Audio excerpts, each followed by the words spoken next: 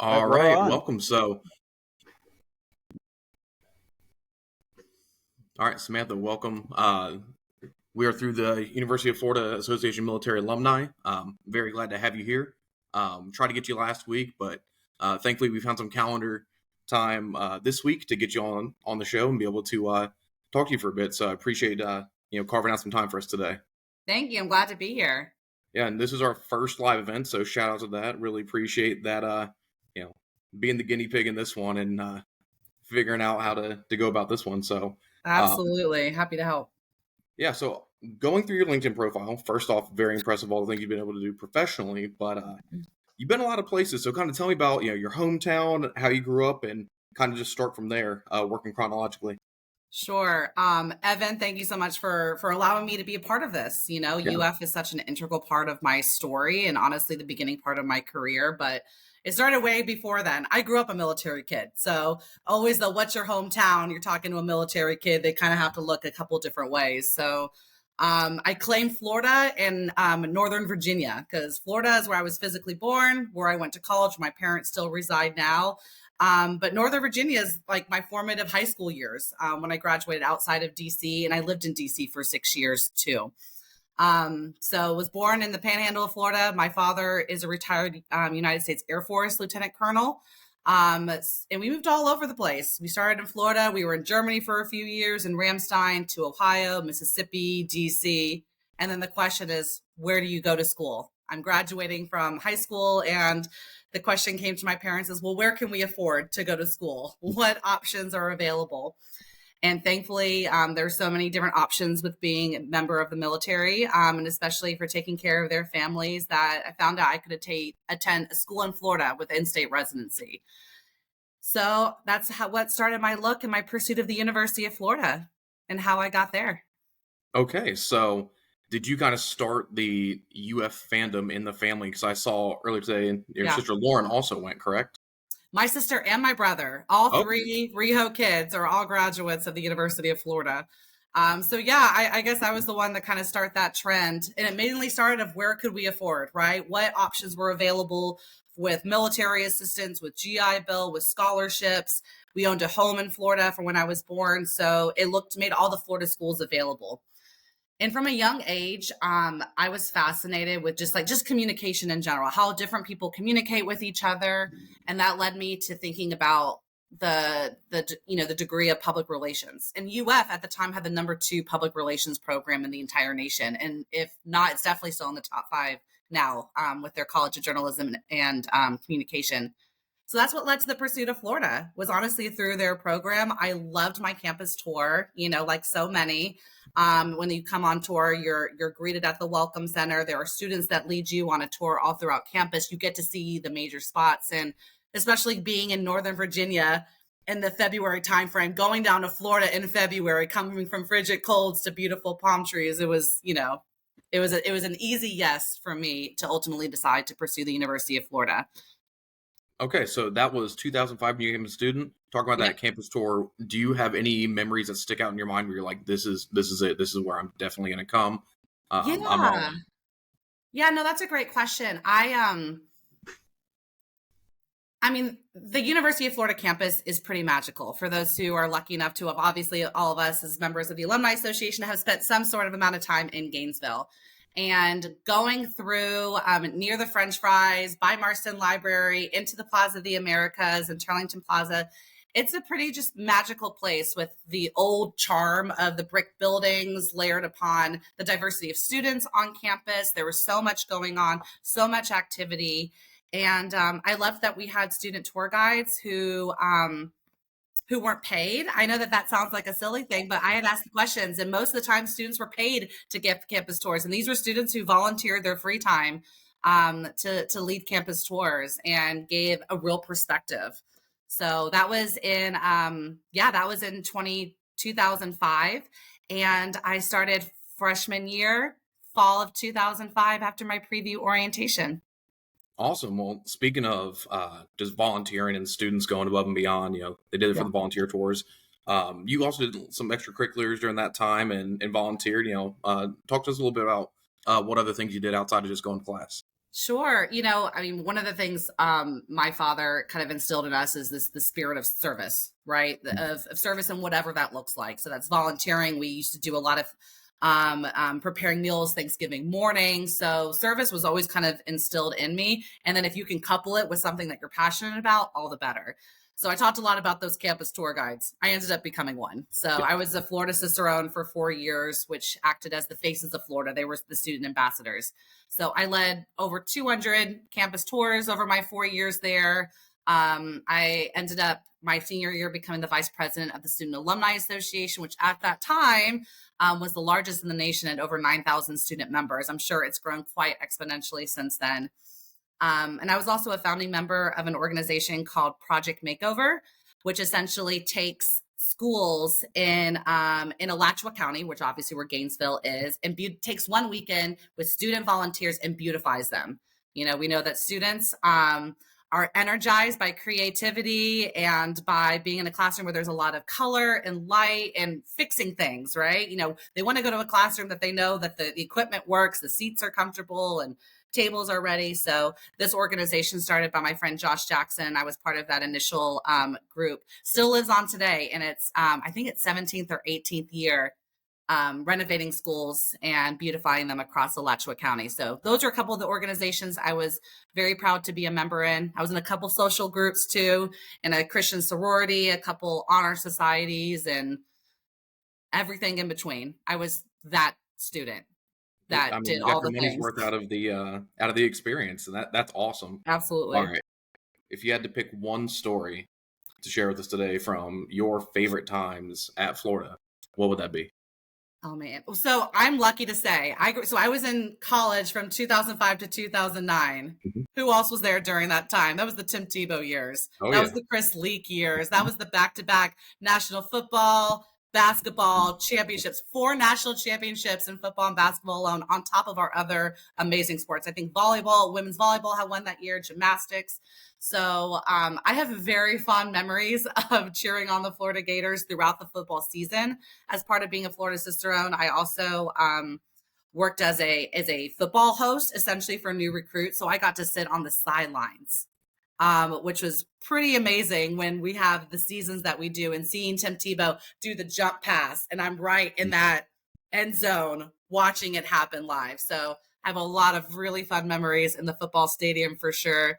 Um, I mean, it's hard to beat those memories, Yeah, you know. absolutely. And I I think a lot of people remember the football, but also being dominant in basketball, then beating Ohio State and Florida and in football and basketball in the same Yeah. year. Like, I mean, what a time to be alive, right? What a time to be alive. And we would see them. I said again, I led campus tours. And so I would see Chris Lake, I would see the Pouncey twins, I would see Joe Kim Noah and around campus. And this, and the high schoolers I was with would freak out, right? I'm like, well, they're students too. They're going to class. Like, Mhm. this is kind of the culture that we've created here is excellence in our sports, excellence in our academics. And they're all coming to heads at Turlington Plaza, right? As everyone's going Mhm. around. So yeah, a lot of my memories are certainly tied to the athletics, but there are a few late nights on University Avenue that come to mind, picnics in Plaza of the Americas, doing some day trips out to Ginny Springs and the natural springs that are nearby.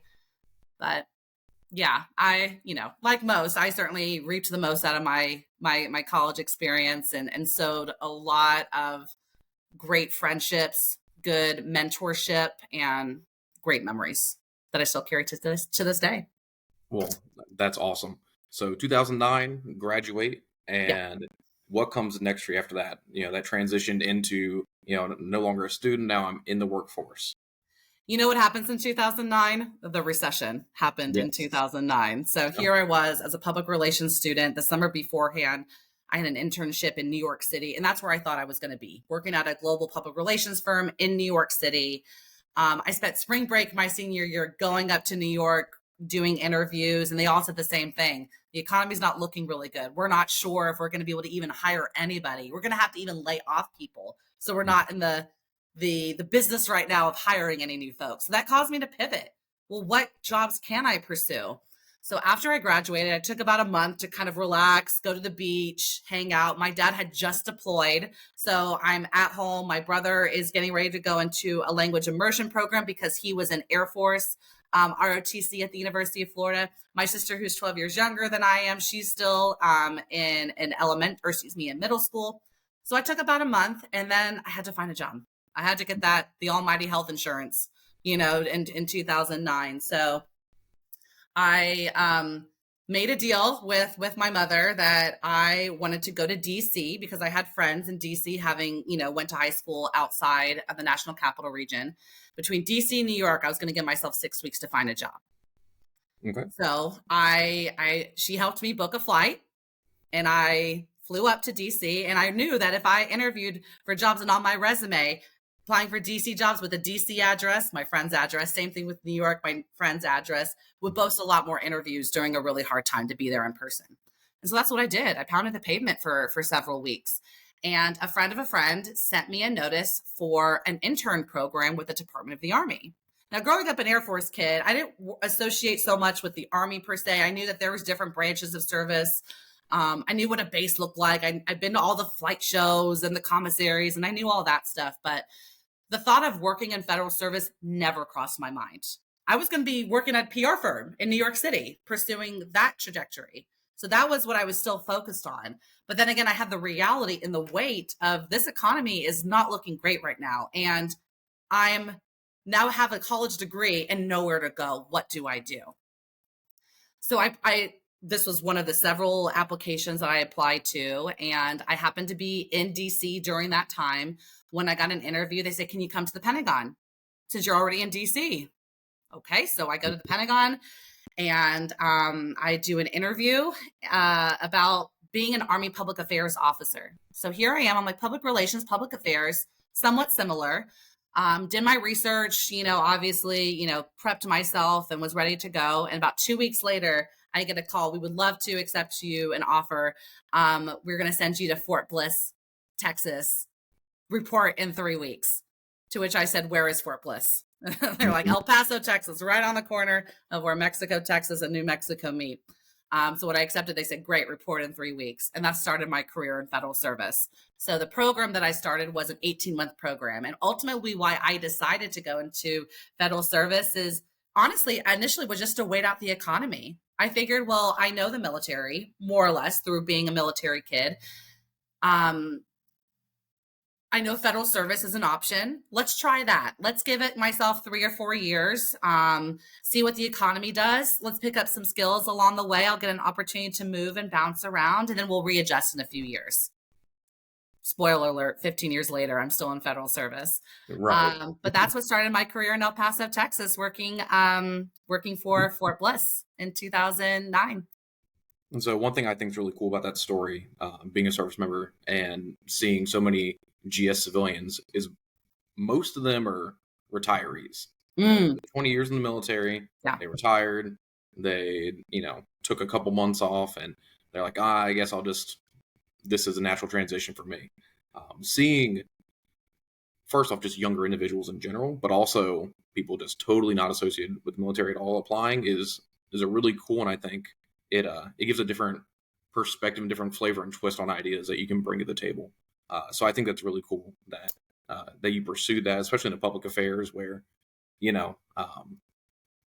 I know just from a guy who's combat arms on the forces, like, yeah, there's the Instagram people, but no, they really help control narratives and give an honest perspective of what's going on, especially in this day of social media.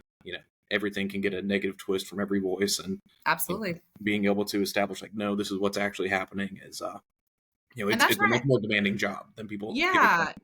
And that's where I credit a lot of the foundation that the U.S. College of Journalism and Communication really gave me is how do you be strategic in communications? How do you shape and contextualize a story? How do you foster and steward relationships with clients, with the press, with elected members of Congress? Like, how do you do that? Like, there's a science to it. It's a bachelor's of science in public relations, but there's certainly an art to it as well. So that really kind of instilled the foundation going forward to pursuing, a path in public affairs. And like I said, I came to the position with thinking it was just going to be a placeholder. just thinking like, well, we'll see how this goes. I know the federal government offers protections. It offers a bit of consistency, which is something that to the military mind, consistency doesn't necessarily resonate because we're used to moving around so much. So I'm so thankful that it offered that opportunity for me to continue pursuing that. I like the consistency piece because Yeah. as an Army recruiter right now, I tell people like my job's recession proof. I got paid the exact same in 2020 as I did in 2019 and 2021, right? Yeah. Because when you think about the military and picking up and moving and all the things that come with it, you don't think about consistency. But I mean, that was, especially in those days, about the most consistent thing you could possibly find. So Absolutely. I love that you touched on that. So you start off in Fort Bliss. Mhm. Where do you go from there? Did any deployments, any Yeah. bouncing around?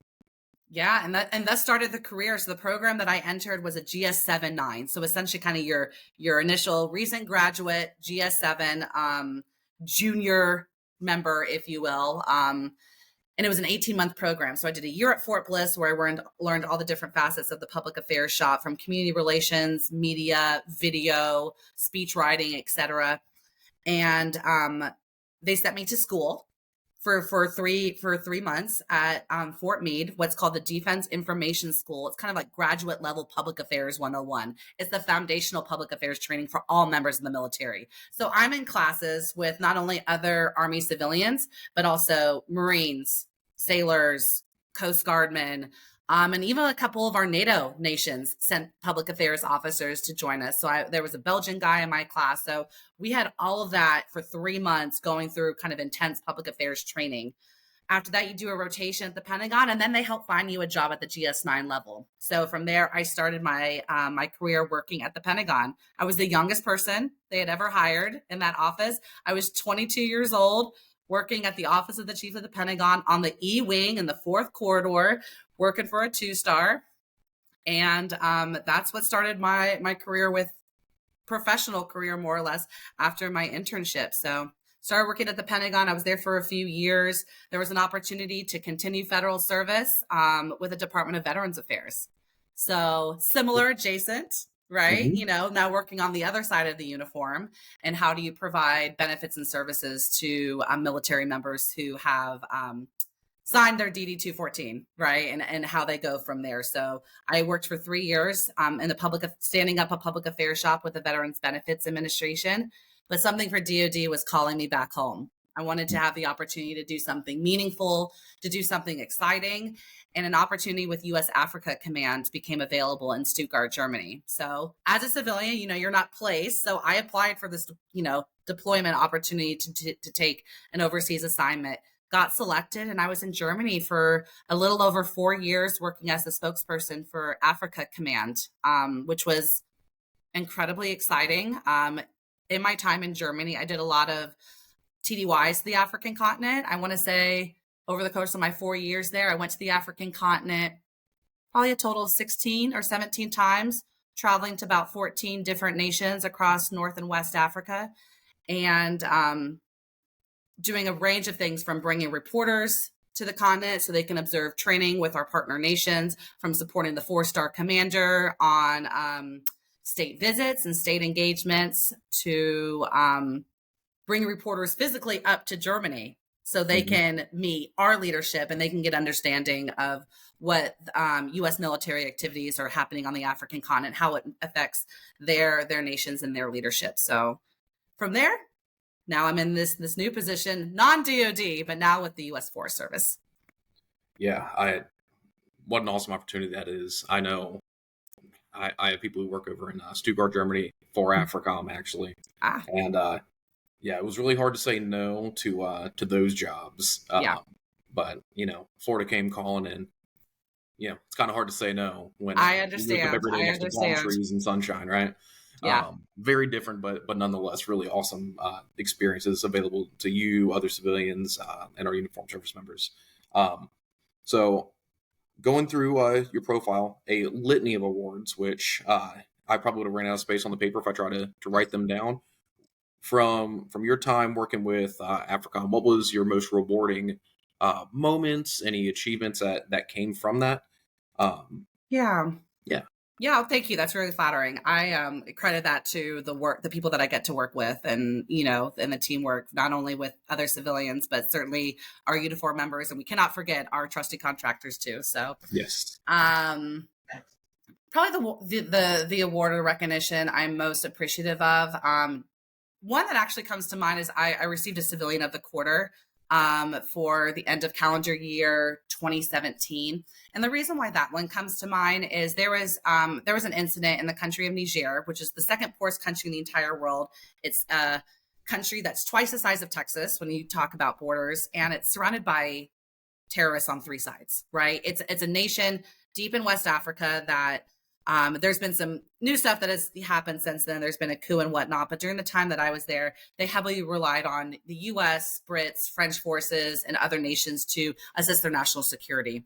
And during that time, we had four U.S. Special Forces that were killed in action by terrorist groups in Niger. So I was like the first one on the ground, the first one to get the report from our Joint Operations Center that there was activity, there was a tick, troops in combat, and we need you to come in. And I want to say over the course of 3 weeks, I think I probably worked an accumulation of 80 hours in 1 week, maybe even more than that, working on how do what is our message to the press? How do we leverage the relationships that we have as the situation was ongoing? We had elected leaders who are now asking, why is the US even in Africa? So it's leveraging those materials. It's prepping our boss. It's making sure we're getting him in front of the right reporters to contextualize the story in the best way, that we're working with our African partners to make sure that they know that the US remains steady and stalwart despite the situation that happens. We're not going to do a rash pullout of troops there. So there was a lot of the public affairs strategy that I helped drive, considering I focus primarily on West Africa. So I already had those established relationships. And being recognized as kind of the Civilian of the Quarter of where that happened was really impactful for me, because it was kind of the accumulation of all the skills that I had worked for during this time.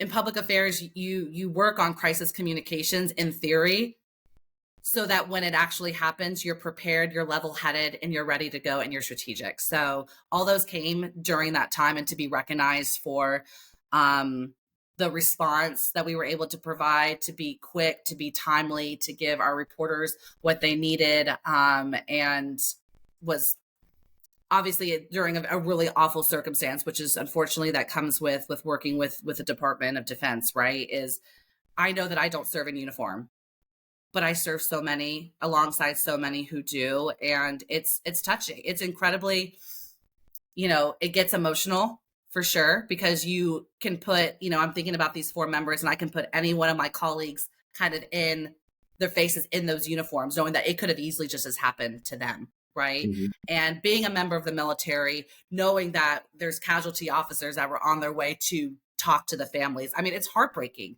the work that you get to do, but it's so important. And it's something that I take a great amount of pride in being able to do. And as a public affairs officer, my job is to inform and educate. So being able to tell the American people through our media outlets, through congressional leaders, of why Africa matters to the US and why the US military is there is something that was really important to me and the team that I worked with, and something that we got to kind of push every single day. That was our driving factor.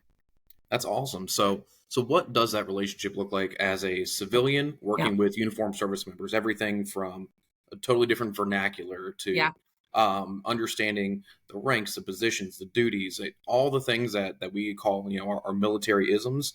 How does you working in the civilian realm, and I know that you grew up a military brat and with that background and everything, but how different was that world working on that side of the house compared to anything that you thought you'd be doing, and how did that kind of evolve and change over time? Yeah, no, thank you for the question.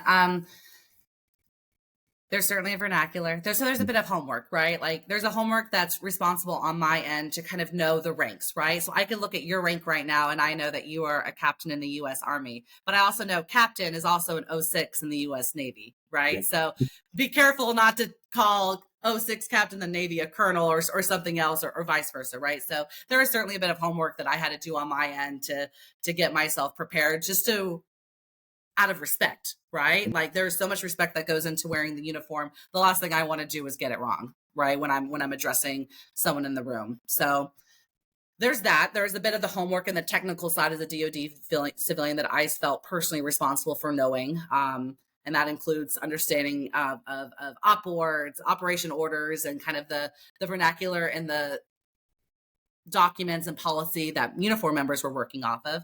But then there's the soft skills, right? I mean, at its basic, what are the Army values, right? It's trust, it's loyalty, it's service. So how can I implement those in the work that I do on a day-to-day basis? So it's building trust with my colleagues and showing, listen, I'm here to kind of support the mission.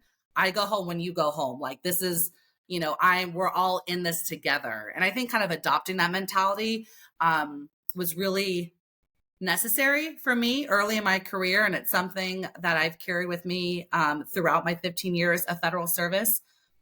And something that I don't see myself leaving at any point is kind of this mission oriented mindset. It's professionalism, it's courtesy, it's respect. And all those things were kind of born into the values that are born into wearing the uniform. So as someone who serves alongside, I knew that in order to gain trust, we had to come from a common denominator of speaking kind of the same language, of understanding that we're all in this together. You have a certain set of skills, and I also have a certain set of skills. And together, we can create the best products moving forward. Yeah, absolutely. And did that look any different for you as far as, the language, the understanding, the values when you transitioned from working in the Army specifically Yeah. for working with the VA? Oh, absolutely. You would think that the Army, the Department of Defense, and the Veterans Affairs were the same thing. They are not. They're No, two no. different, very, very different. They have their own vocabulary. I'm going from saying, Colonel so-and-so to now he's now working at the VA and I'm introducing, hi Lou, how, or hi Steve, how are you Yep. doing? There's that first name mentality that you have that like kind of shocks the system, especially for someone who is, especially for me, having worked in a military environment, which I asked you at the beginning, do you want me to refer you by your rank versus your first name? Because wanted to make sure, we had that foundation covered. To working at the VA, it was very much a first name basis. I will say one of the things that I find really attractive about federal government service is the variety. So I'm a public affairs officer, right? I went to school for public relations. I have this foundation, yes, with the Army and its public affairs curriculum, more or less. And public affairs is a skill, but I've been able to pick up and learn in every single job that I've been into. I've been in 3 different federal agencies. So, Department of Defense, the Department of Veterans Affairs, and now I work for the Department of Agriculture, right? Public affairs has been the string through it, but you just, like with all things, you pick up new things, you do your research, you do your homework, you ask questions. I think I spent my first 4 weeks just sitting in meetings and listening and being an intake and then processing. And then I start asking my questions, asking how I can insert here, where are the gaps that we're missing, and also providing that outside perspective. There's a reason why there's rotation with military members, and usually why civilians continue to stay is providing that fresh perspective, that new look to a problem set. And I think that's what keeps our organization fresh, full of ideas, creative ideas, thinking outside the box mentality. And, and those are all skills too, that I learned by being a student at the University of Florida with all those different organizations that I was in. I mean, UF had so much diversity in its student population. It wasn't just people who looked like me, who grew up military kids that went to the University of Florida. I mean, my best friend, is an Indian woman who grew up in the UK and found her way at the University of Florida. Some of my best friends that I still see to this day, I mean, they live in Japan, live in Florida, like in all different areas of the entire world. That foundation that we found at Florida and the multicultural aspect was so important. And that's honestly, that transfers to federal service too. You work with a whole bunch of different people who bring a whole bunch of different perspectives. And how do you capitalize on that, on the mutual bedding of respect and trust? Yeah, absolutely. I mean, a true melting pot in both those worlds you live in, as far as, being a Florida student and also, working in the military. I mean, from all over. One thing you hit on that really struck my attention was talking about kind of the continuity of the civilian world compared to the bouncing around of the service members. That was one thing I noticed when I worked with civilians is I had civilians who've been there for 10, 15 years. And I was able to, gather the kind of the historical data, but you're constantly switching out those service members, getting fresh perspectives. And hey, 8 years ago, we tried this idea that you thought was, a brand new thing, and it didn't work for this reason. Maybe we can reattack it in a different way, or Yeah. maybe we should just, you know, scrap those plans, try something else. So, um, just the differences in what we do, but also working towards the same goal. Hmm. I think it's wonderful, and having that firsthand experience that I had when I worked at the field artillery proponent office, really everything you said, just totally agreed and highlighted that. So I thought that Yeah. was great. One thing that I noticed that I found very interesting: the Gators telling the Army story. Yeah. So I would love to hear kind of the background, what kind of the thought behind it was, the preparation for Hmm. publishing, and just kind of what message you wanted to be able to give to your readers in making that. Yeah. Well, telling the Army story is something I'm super proud of. Like I said, I was very young when I started my career at the Pentagon, but I was selected to be essentially the action officer for creating what essentially now is like telling the Army story campaign. So I was kind of the first person to conceptualize the idea, to brief it to the 3-star at the time. I believe it was the director of the Army staff at the time who elevated it up to the chief of staff, General Odierno at the time. And that telling the Army story is now a full functioning management office inside the Pentagon with a full-time staff. So to be able to see the impact of kind of the work that, me as a civilian that's doing, on a computer and creating ideas and talking to people, bringing in civilians, bringing in military members, and this conceptualization is now something that pays somebody's rent, right? Mhm. As part of a full-time job is really fulfilling. So during that time, as I was all things telling the Army story, what did that look like? There was 2 other people in my office, in an '06 and a contractor who were Gator graduates. So the 3 of us, especially during the fall on Monday mornings, we would do the celebratory Gator chomp, if Mhm. we had won that weekend. So I had pitched it to the dean of the College of Journalism and Communication at the time, Dean Wright, who was unfortunately no longer with us, because of the magazine. There was a journalism and communication magazine for Gators, and he asked me to put together a story that highlights each of our contributions and our unique roles in service, current service, someone who is a retired Army colonel and now is a contractor working, and then myself, who's at that point 3 or 4 years into my career, and how each of us tell the Army story in our own unique ways, from personal experience, from starting from the ground up, and how we work as public affairs professionals at the headquarters in Washington, D.C. So that was published, I want to say in 2012. It had published in the magazine. And it's a piece that I'm still really proud of to this day. I found it not that long ago and was able to kind of reread it and remember the memories associated with working alongside those individuals, and how cool to have like the common understanding of the University of Florida and having been there and kind of bringing that into our workload. And one thing that you'll notice about Gators is we are very, very proud alumni. We Mhm. bleed orange and blue 100%. So that pride and that loyalty certainly bleeds over into uniform service, as we well know. So it was an easy tie-in to be able to talk about the fandom that is, UF graduates, coupled with the mission-oriented um, service that, us 3 individuals who come from different areas of life found ourselves together at the same time and place, working on this mission of telling the Army story and what that looked like. So that's awesome.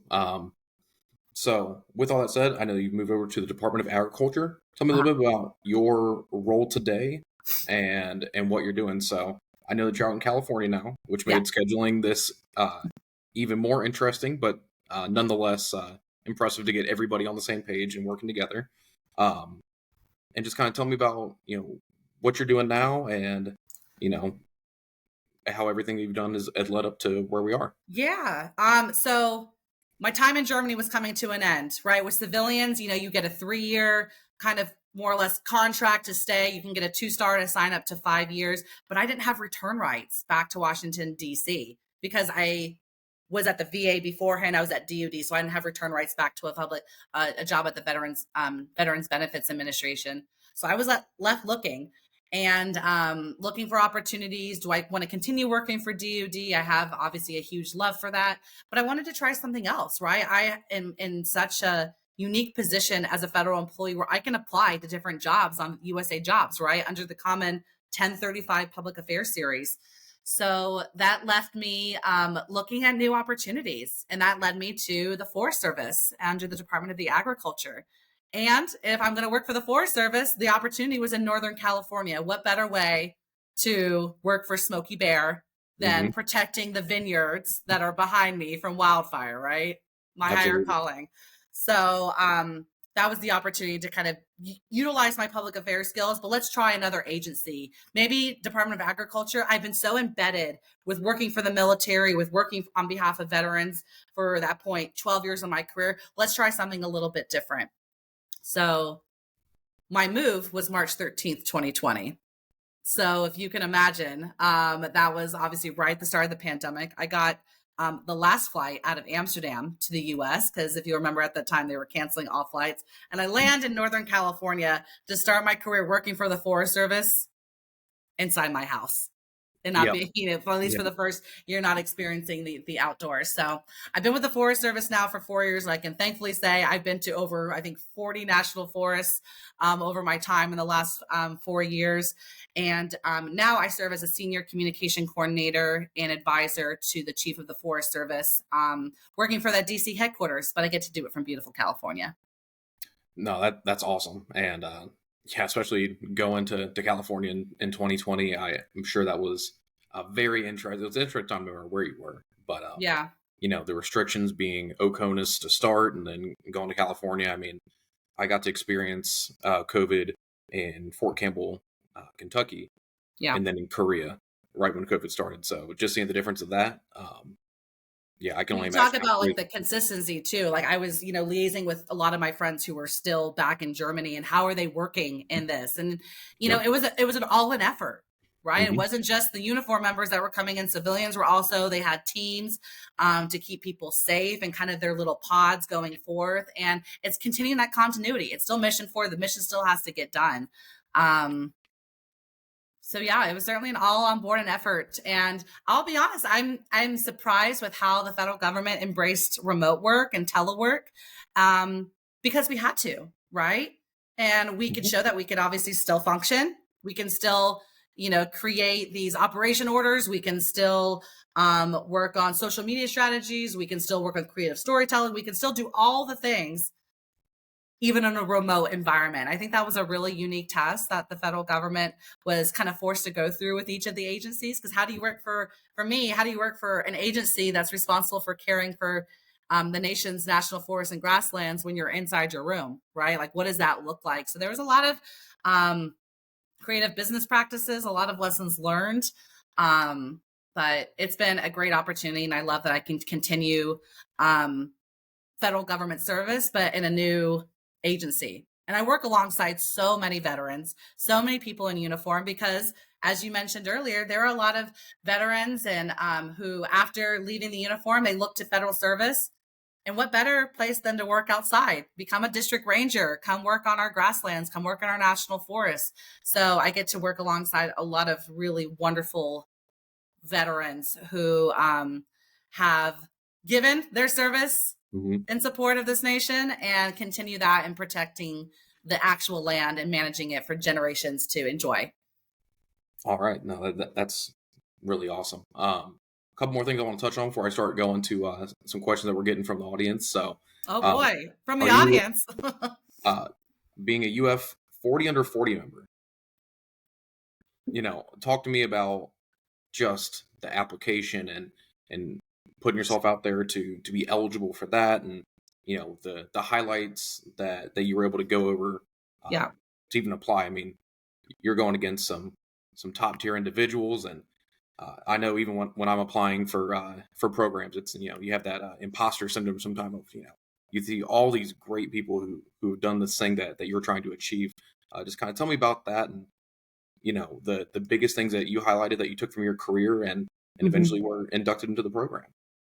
Thank you for that. Yeah, I'm very, very proud of that distinction. It was something that I never pursued, right? Like you, as you said, like we don't go into the work that we do to kind of pursue the accolades. They're lovely and they're so generous, and it's really nice to be kind of recognized for the work, but that's not something we necessarily go and pursue. So I was approached by a friend to apply for this for 2 years, and I kind of bit the bullet the second year. I'm like, why not? Let's kind of throw it in. I looked at the questions, and they say a lot of, like, what does service mean to you? What are some things that you have been challenged in your career that UF kind of laid the foundation to help you?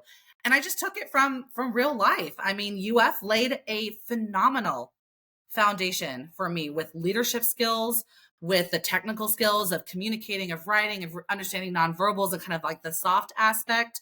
To just interaction with people, to challenging the status quo, thinking outside the box, professionalism and excellence, and all of those things. So it wasn't hard to come up with responses to some of their questions, and I was quite surprised and delighted. I actually found out the news when I was in the country of Mauritania. I was there for a work in bed with some reporters, and I'm sleeping in a tent with a mosquito net over me, getting ready to go to Chow Hall with all of our other, guys. So I'm in the desert in this tent, getting ready to go out, and we had a Wi-Fi puck, and I was able to quickly check personally on the Wi-Fi puck, and I get this announcement that I was selected to be 40 under 40, which was so delightful. The unfortunate part was I wasn't able to celebrate alongside my fellow recipients because I was a 2020 recipient. So the awards that were supposed to take place in April of 2020 obviously got postponed for several years. But yeah, it was quite a delight. And the reason I even decided to apply too is at that time my sister was still attending UF. So the opportunity to see her, probably one of my proudest things that I've been able to do as it relates to my time at the University of Florida was I was asked to go back and guest lecture by a professor who I've come to respect a whole lot. I worked for him in New York City in my internship. He's now an interim professor at the University of Florida's journalism school. And I was asked to guest lecture 2 public relations classes, and my sister was in one of the classes. How cool that full circle moment to be able to come back and do. So yeah, I sit with my other 40 under 40s on amazing, accomplished company. And I feel very proud to sit alongside them. And because of when I graduated there, I'm almost at the point where I'm almost not even eligible for 40 under 40. Not quite there yet, but nearly there. And I've seen so many people in my graduating class, people that I worked alongside in Project Makeover, in Florida Cicerones, in the Sigma Phi Lambda, who are now 40 under 40s, and just be able to see how they've taken their careers to new heights has been so cool too, to be alongside that company. And like I said, we're proud. And when we're proud of our friends as well. We're proud of our compatriots, our fellow Gators. And it's been so great to be a part of that program and to share in the recognition of being a 40 under 40. That's awesome. All right. So I guess we've talked about where you were, where you are now. Now it's, where are you going? What comes next for you as far as, where you project your career to go? We've already gone over some accolades. I mean, how do you keep ascending to be able to top what came next, and where do you see it going from here? Yeah, that's a great question. So in September, I'll hit 15 years in federal service, which is a pretty unique milestone. Wow. So very excited about that. And then the next is 20, right? And then you kind of keep building from there. So like I said, if you would have told me in 2009, where I thought I was just joining this intern program just to wait out the recession, to where I am 15 years later, and just the incredible career that I've been able to build, the friendships that I have made, the skills that I've learned. I mean, what a godsend, right? So what's next? That's a great question. I am really happy right now working for the U.S. Forest Service. I get to work alongside some really passionate communicators and land managers and people who are very passionate about protecting and managing our nation's most beautiful resources, and that's public lands. Mm-hmm. So one of the cool projects I get to do is I am also the spokesperson for the U.S. Capitol Christmas tree. So the tree that is in front of the U.S. Capitol every year in Washington, D.C. comes from a national forest, and I oversee that program. So to be able to go be a spokesperson for a Christmas tree, I feel like I've pretty much peaked. So as far as new things right now, holiday Huh? cheer and be a part of national holiday cheer. I I mean, mean, come on. What better mission to be able to do that? So for what's next is right now is just pursuing leadership opportunities, right? For so long I had taken the stance of like leadership is looking up. It's looking up. I know there's so much for me to learn. And now I'm at the point now where I'm starting to be on the other spectrum. I'm in a senior role where I'm having people look up to me and then looking as alongside me. What does that horizontal leadership look like and vertical, and whatnot. So as far as like what's next is continuing federal government service right now. I've been such a wonderful benefactor of literally the benefits that being a public servant has to offer with health insurance, competitive health insurance, and annual leave days, and all the things in between. But I really love that I get to work alongside passionate people who want to serve, who put service ahead of so many things. And that has looked different in the VA, in the Army, in a joint environment, and now under the Department of Agriculture, is people are passionate. That is the underlying thread. And what better to work for an organization among many where you are passionate to work for that specific mission alongside people who are equally as passionate. And I get a great job. I get to help tell those stories. I get to share the impact of what taxpayer dollars are doing to benefit this country, what they're doing on behalf of right now in the job with on behalf of national forests and grasslands, wilderness areas. How do we protect those for generations to enjoy them for years and years to come? I feel very lucky and very privileged. So I'm going to continue the work right now with the U.S. Forest Service. But who knows, right? It's being open. It's having your heart open to new opportunities. And I'm so thankful to also be the benefactor of many mentoring. Mentorship started for me at UF with a couple of professors. And when I was a freshman, some seniors who mentor me, people who I'm still friends with today, who have provided a lot of guidance and recommendations for kind of where to take my career next. But for right now, I'm enjoying the stability and the consistency of just being a contributing member of society as a public servant for the Forest Service. Smokey well, Bear's not a bad boss. So yeah, and he's an icon too. So, no bad press on Smokey. No behind no, the scenes. it's his Okay. 80th birthday. It's his 80th birthday this year. And fun Smokey fact, he and the White House he and the president are the only two individuals that have their own unique zip codes. Only Smokey Interesting. Bear and the president have their own zip codes, no one else. So I can't say that for many other bosses. I can say I definitely didn't know that. Yeah. So no, you definitely got me on one. But talking about all the benefits of your federal service and everything, and how your time at Florida set you up for all the building blocks for everything that you've been able to achieve, Mhm. and the steps you've been able to take in your career. The Association of Military Alumni, we're a relatively new group, and one of the things we're trying to highlight is, I may have a bias towards the Army. I'm kind of paid to do it. However, we do have our civilians, we do have our families, and everything that kind of bring us all together. And through this group, it's under the umbrella of UF fandom, students, alumni, things that.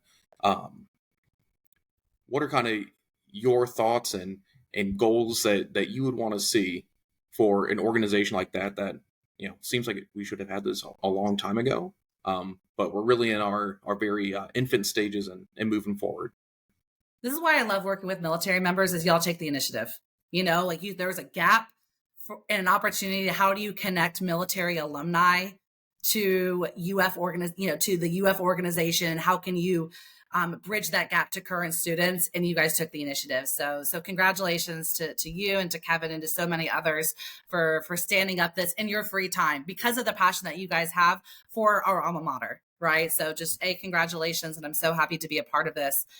At UF, there's two options, right? UF has a wonderful, ROTC program. My brother is a benefactor for the Air Force. He's currently serving as an 04, as an Air Force major in Omaha, Nebraska at Stratcom. And my sister, talk about full circle, she is in the same program that I was in when I graduated. So she is also in an Army fellowship program and will do her Pentagon rotation here in about a month and a half before she goes on to her next assignment. So very, very proud of both of them. But something that I would certainly encourage is how do you, federal service is an option that's available, especially for a lot of folks. They think, okay, well, I have to take the banking job. I have to take, the office job. Like, what are those professional organizations, consulting? Well, federal service is a part of that, right? There are Mm-hmm. so many introductory paths to get into federal service through a program called Pathways, which is essentially the fast track for recent graduates to get into the bubble that is federal service through the platform usajobs.gov. So that's one aspect. And that was one of the things that I really relayed when I was a guest lecturer for the College of Journalism and Communication, is that, listen, you can take your public relations degree and you can just do it on behalf of, the US government in the agency. You can do it on behalf of the State Department, Mint, National Park Service, DEA, Bureau of Land Management, Army, what have you. And those skills can translate, right? Because you know who else needs accountants and lawyers and administrative and statisticians? Everybody. Like DOD also needs all those individuals, right? So that's something that I always push when I mentor students. UF has so many mentor programs through the Alumni Association. I do with Florida Cicerones, also through the College of Journalism and Communication, where I mentor juniors and seniors for kind of what's next and help with building career opportunities. So obviously for you as a recruiter, like if you're interested in being in uniform military service, there is a clear path for that. But there's often not times a clear path for becoming a federal employee. No one dreams at 6 years old that they want to be a federal government employee, but the fact that I can still but what I wanted to do is I wanted to tell stories. I wanted to be able to communicate with people. I wanted to do that at a young age. And the fact that that translates now into this career that I've built for myself, working as a public servant, working on behalf of DOD, Veterans Affairs, and agriculture has been extraordinary. So I feel very, very lucky to serve alongside. And real quick, I do have to do the smallest plug is I am, like I said, I am the oldest sister, a badge that I carry very fondly. So at my graduation, Awesome. And then 2 years later, my brother's graduation at UF. Where's the third and one? then 12 years after that, my sister. So like all UF graduates, all working as federal servants in uniform with my brother and my sister and I as federal employees. I mean, that's so awesome to have that family lineage, and with you being really the one to start that path. I mean, that is just truly awesome. We're running down our time here, so it's going to get to a couple small questions here. So, any funny stories from your time in service? Whether you're dealing with service members who I know they're unpaid comics just kind of on their own, but any that you're sitting at a dinner party, what's like your go-to funny story that oh my goodness you had while in service? I mean, there's so many that come to mind. I think about being over in Germany, and I was actually in West Africa. I was in the country of Niger. So I was with the defense attaché, I was with the 2-star, I was with the ambassador, and we land in this small town of Agadez, which is right in the center of Niger. And we were working to kind of build out their security capacity in that region with the Air Force. So we did a site out there. And because of just the equipment that's out there, our flights, our 2 Cessna airplanes that were coming, had to turn around and go back. We were at risk of being overnighted in this very, very small outpost in the middle of Niger. And I'm with the ambassador, I'm with the 2-star. And we had airmen, these E1s to E4s and these O1s to O2s who were giving us excess toothbrushes that they got in their care packages from mama in Ohio and from uncle in Texas, because thinking that we're going to end up staying the night. And thankfully we were able to get one aircraft. When I tell you that aircraft was still going and we're running on the plane before it takes off, is certainly happens. So, but you talk about just being flexible and you can anticipate all the things working for the military.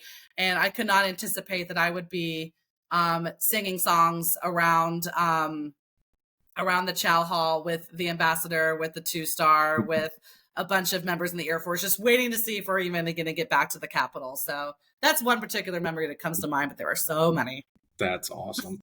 So before we wrap up, Just want to say again, thank you for coming on and talking to us. It's been a pleasure talking to you. Where can people connect with you, see all the great things that you and your organization are a part of? Thank you. It's been such a pleasure and such an honor. I feel very lucky and honored to be kind of your first DOD federal servant interview. And I hope that there are many, many, many more to come. As mentioned earlier, I love being able to connect people. So find me on LinkedIn. Find me, Samantha Reho. I'm tagged on this account. Reach out to me. There's a lot of students who reached out to me and asking for, hey, can you connect me to this person that I see on jobs? I have a pretty wide network on LinkedIn. So find me on there. And if you're also interested in all things related to the U.S. Forest Service, you can find us on social media. And a small plug-in for the U.S. Capitol Christmas tree on Facebook, Twitter, and Instagram. Well, that's awesome. Thank you so much for your time. Before we wrap up, it's been great having you. First live interview, first DOD civilian, and just thank you for being an excellent guest. And look forward to talking with you and celebrating many more successes in your future. Evan, thank you so much. Appreciate the time. And as always, go Gators. Go Gators. Thanks so much.